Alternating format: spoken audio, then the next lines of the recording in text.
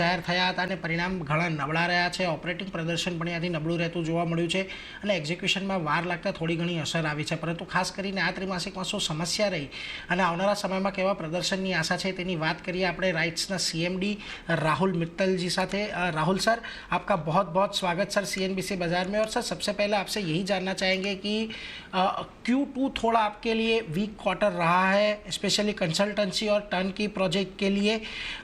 Sir, क्या execution front पे कुछ क्या समस्याएं खास करके रही है और कौन से कोई क्या चिंताएं रही है पूरे तिमाही के दौरान? जी नमस्कार. आपने सही कहा, Q2 हमारे लिए टफ क्वार्टर रहा.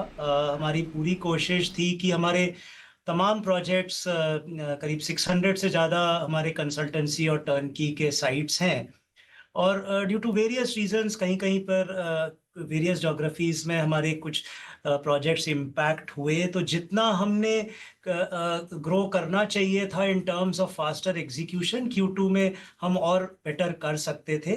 हमारा बट Q1 से अगर आप सीक्वेंशली देखें, ऑल्दो 12% करीब ऑपरेटिंग रेवेन्यू में ग्रोथ हुआ है, बट कमिंग क्वार्टर 3 क्वार्टर 4 में हमें और भी फोकस्ड और भी फास्टर एग्जीक्यूशन करना होगा और हम करेंगे सो दैट हम सीक्वेंशली H2 में जो Q3 Q4 best possible time for expediting execution होता है उसमें हम करके ओवरऑल हम FY में मेकअप कर पाएंगे.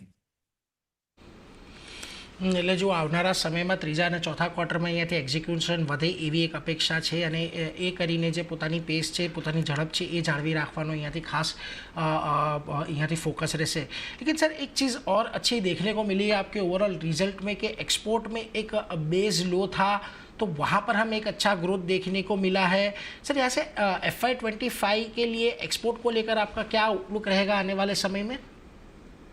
देखिए, हमने जो करीब 4 साल के ब्रेक के बाद जो पहला एक्सपोर्ट ऑर्डर लिया था करीब 8-10 महीने पहले 300 करोड़ का, वो हर क्वार्टर में हम एक के बाद एक ऑर्डर अब उसको लेते जा रहे हैं. 900 करोड़ का उसके बांग्लादेश का ऑर्डर लिया.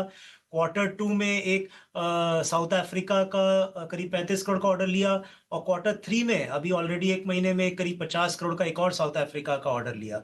तो हम लोग का अब करीब 1300 करोड़ का ऑर्डर बुक एक्सपोर्ट में हो गया है, जो काफी, जैसे मैंने कहा, करीब 4 साल के गैप के बाद हुआ है.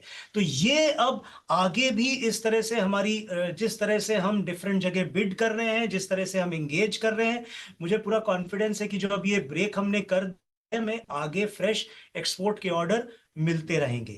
और जो ये ऑर्डर्स मिले हैं उनका नॉर्मली 15-18 महीने के बाद डिलीवरी शुरू हो जाते हैं, क्योंकि ये लोकोमोटिव और कोच मैन्युफैक्चर के ऑर्डर हैं. तो कमिंग FY में इन सब के ये जो करीब 1300 है, मैक्सिमम अमाउंट हम कोशिश करेंगे कि हम बिल ऑफ लेडिंग करके एक्सपोर्ट कर पाए, जिससे हमारे रेवेन्यू रियलाइजेशन में रिफ्लेक्ट करें. जी सर. सर, एक चीज़ और भी समझना चाहेंगे कि अब हमने जब Q1 का कॉन कॉल में आपने एक गाइडेंस दिया था कि आप FY24 का जो परफॉर्मेंस है उससे मैच कर पाएंगे, लेकिन हाँ, जो Q2 है थोड़ा वीक देखने को मिला है. तो अब यहाँ से आप कैसे आगे बढ़ेंगे, किस तरीके की आप अभी प्लानिंग लेके चल रहे हैं पूरे साल के लिए? बिल्कुल, आपने बहुत सही कहा. यही हमारा, ये देखिए, हमारे लिए ये FY सबसे टफेस्ट ईयर है, जिसमें हमें पूरी कोशिश, हमारा पूरा टीम कोशिश कर रही है कि फुल एफर्ट करके हम लास्ट FY तक डेफिनेटली पहुंच पाए. आपने सही कहा, Q2 में ऑल्दो Q1 से करीब 12% इंक्रीज हुआ है, परंतु और हमें Q3 Q4 में जितने हमारे प्रोजेक्ट साइट्स हैं उसमें और एग्जीक्यूशन करके हम स्टिल एम कर रहे हैं कि वी विल कम जितना as close as possible to last previous FY. और जिस तरह से अब हमें फ्रेश ऑर्डर्स पिछले 2-3 क्वार्टर्स में मिल रहे हैं, आपने देखा होगा हमारी ऑर्डर बुक ग्रोथ में अक्रॉस वर्टिकल्स, सो दैट इस बेस में, इस FY के बेस पे हम नेक्स्ट FY पे फर्दर सब्सटैंशियल ग्रोथ आपको दिखा सके. जी।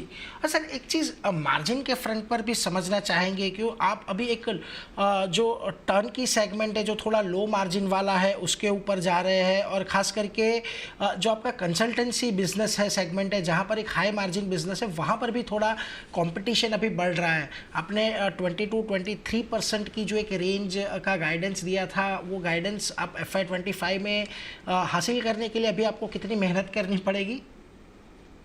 देखिए, एक मेजर चेंज हो रहा है इन दी एक्सटेंट ऑफ ऑर्डर्स जो हमको कॉम्पिटिटिव वर्सेस नॉमिनेशन में मिल रहे हैं, और ये हर क्वार्टर में चेंज हमें दिख रहा है।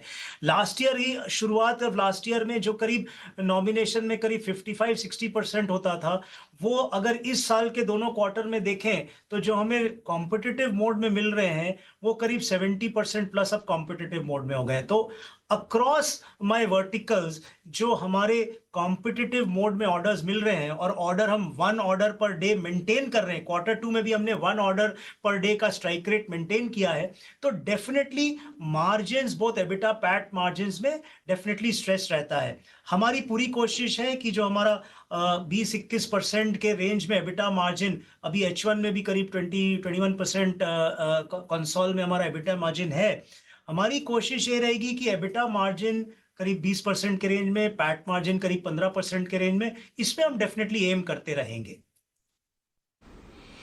એટલે જો ખાસ કરીને અહીંયાથી એબેટાની માર્જિન 20%નું એક એમ રાખીને એક લક્ષ્ય રાખીને ચાલી રહ્યા છે, એટલે એના પર આપણે એક फोकस रखता रहीશું। उसी के साथ राहुल सर, बहुत बहुत शुक्रिया हमारे साथ जुड़ने के लिए, और सर हम आशा रखेंगे कि आपने जो लक्ष्य रखे हैं सामने, ये फाइनेंशियल ईयर में आप उसको अचीव कर पाए और हम इसी तरीके से उस समय भी बात कर पाए। Sir thank you very much हमारे साथ जुड़ने के लिए। बहुत बहुत धन्यवाद। Thank you.